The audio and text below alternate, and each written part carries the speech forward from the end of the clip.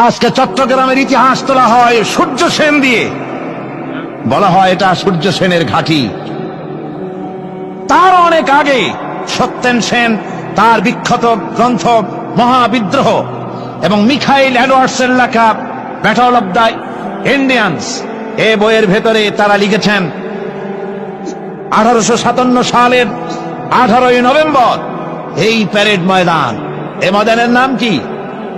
Parade ময়দান। 1857 সালের 18ই November 34 নম্বর বেঙ্গল রেজিমেন্টের পক্ষ থেকে হাবিলদার রজব আলী এই ময়দান থেকে ব্রিটিশ গভর্নমেন্টের বিরুদ্ধে বিদ্রোহ ঘোষণা করেছিলেন। এই ময়দান থেকে ব্রিটিশ গভর্নমেন্ট তাকে বাঁচতে দেয় নাই, ব্রিটিশ গভর্নমেন্ট তাকে শহীদ করেছে।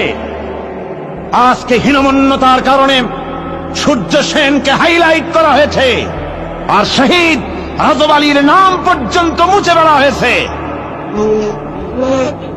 তাই আমি প্রস্তাব করতে চাই, অতীতে চট্টগ্রামের যেমন বিভিন্ন প্রস্তাব আমি করেছি, আজকের মাহফিলে ঠিক তেমন জাতীয় বীর, ইতিহাসে যার নাম স্বর্ণাক্ষরে লেখা থাকবে, সেই ভুলে যাওয়া ইতিহাসের স্রষ্টা শহীদ রজব আলীর নামে প্যারেড ময়দানের পরিবর্তে শহীদ রজব আলী গ্রাউন্ড অথবা শহীদ রজব আলী ময়দান রাখা হোক এই ময়দানের নাম। আপনারা রাজি আছেন?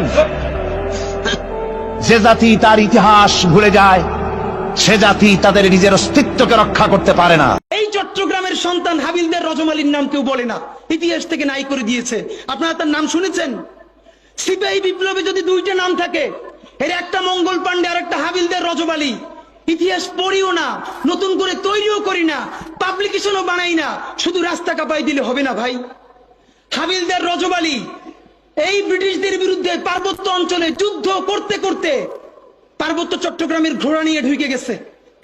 একটা সময় সঙ্গীহারা হয়ে গেছে, ব্রিটিশদের কাছে জীবন দিবে না, এই জন্য তিনি চিরতরে পার্বত্য চট্টগ্রামের ভিতরে ঢুকে গেছে, আর ব্যাক করেন নাই। তিনি মনে করেছেন যুদ্ধ করতে করতে প্রয়োজনে হারিয়ে যাব, তবু আমার স্বাধীন জীবন ব্রিটিশ বেনিয়াদের কাছে হত্যা হইতে দিব না।